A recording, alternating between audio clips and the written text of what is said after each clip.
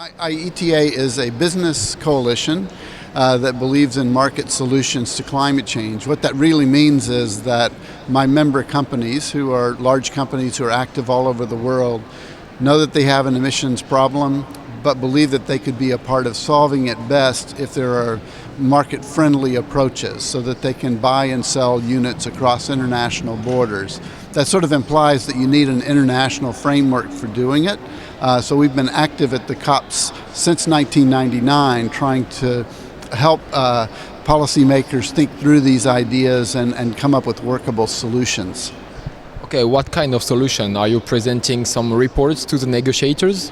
Well, we've done a lot of work over the last 3 years on what the right type of policy design is for a world of INDCs, where different nations are adopting their own climate plans.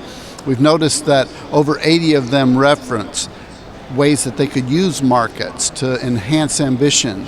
So we'd like to unlock that ambition by creating a crediting mechanism at the UN level, built on some of the ideas from the CDM of the past, but upgraded for the future.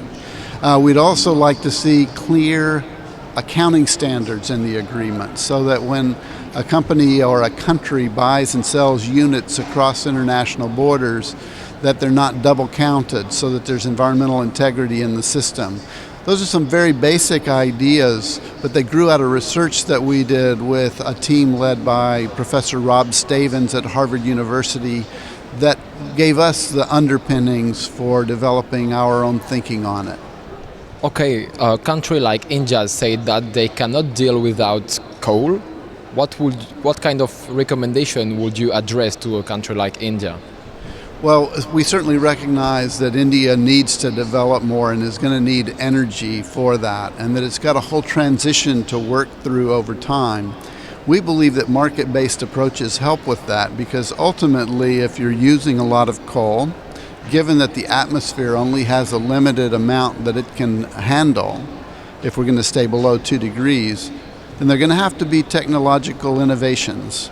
Things like CCS that take the emissions from a coal plant and put them safely into storage, or forestry projects that might exist in another country, they might exist in India, but they could be valuable for those that want to continue to use coal to provide offsets.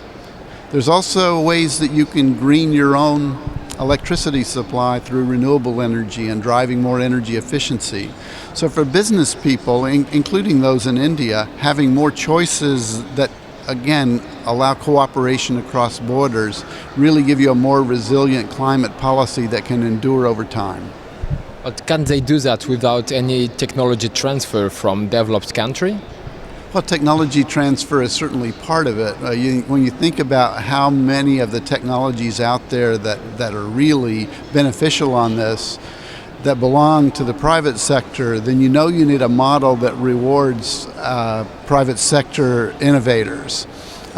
We think that actually intellectual property rights are important for enabling more technologies to come to market. But I've got to say also, negotiators here make a big deal about it, but for those of us in markets, commercially we almost always work out arrangements where IPR is not a problem, because those rights get protected contractually. Still, you want to you want to have a system that respects the rule of law in that area. Okay, so you are supporting a carbon market pricing, right? How would you connect all the carbon market all over the world? Well, you know, we've seen a huge movement over the last few years of CEOs from business and ministers from government and heads of state here yesterday, all recognizing the importance of carbon pricing and giving a signal to business that there are rewards for climate mitigation. And frankly, that there is a value in reducing emissions. If you don't have a pricing program, there is no value to reducing emissions. It's just a cost. So we want to create a system that instills incentives in the system, but it's also got good integrity to it. So we think the rules here about reporting of imports and exports of units really matter.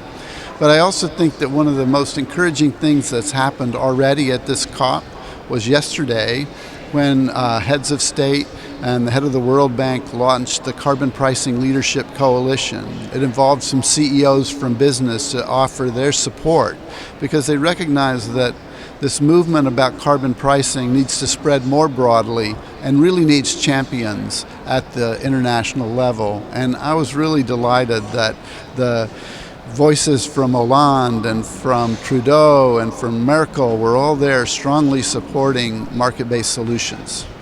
Okay, so you were talking about Canada, Germany or France, but what about the less developed country? Can they deal with this kind of carbon market? Well, I just spoke at a UN event here a few minutes ago that was exploring the successes of the CDM, where it's something like 150 countries got experience with market-based solutions on a project level, but throughout the developing world. When you look at the world map of who got to do CDM projects, it spreads all across Africa, Asia, and Latin America. So there's capacity out there in the business community and in governments that understand how to measure reductions off of projects and understand how those can be utilized in the global effort against climate change through emissions trading systems that accept them for compliance. So I think there are connections, and there is a need here for revitalizing that whole market-based system. What should be the price of the carbon ton? Well, it's depends on where you are and what your choices are. There are a range of prices that trade today. There are Chinese pilot programs that trade in the fairly low levels, say below $5 a ton, but there are also EU allowances or California allowances or Quebec allowances that trade between $10 and $15 a ton. That said, the future to really drive investment, it'll be significantly more than that. I don't like to predict where it might go because I think it takes part of the magic out of it, because I think business will innovate and will deliver it at a cheaper level than anyone expects if policymakers can get the architecture right. Okay, just a last question.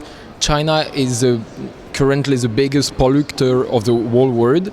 And China, as you just said, starts a pilot program of carbon market pricing. Is it a sign of hope? I think it's a huge sign of hope, and it might be the most important thing that happened in climate change over the last year. Just as at the end of this last summer, on the way to the UN summit, the Chinese President Xi announced that they are moving to a national emissions trading program, not in 2020, but in 2017, which for many Chinese companies is just around the corner because it's not that far away to get all of your systems planned and ready to be market ready that fast. But China can move quickly. They've proven it in their pilot programs, the 7 that are currently operating, and I think they'll prove it at the national level, so we're watching it with great interest. Because if China can develop a market that actually works to turn its emissions, that could be the key for enabling China to peak early. And I listened very carefully to President Xi's remarks here yesterday where he talked about we're going to do it by 2030, but maybe sooner. And he also spoke again about this national emissions trading program. So I think it's a real sign of hope. Thank you very much for your time and for your answers.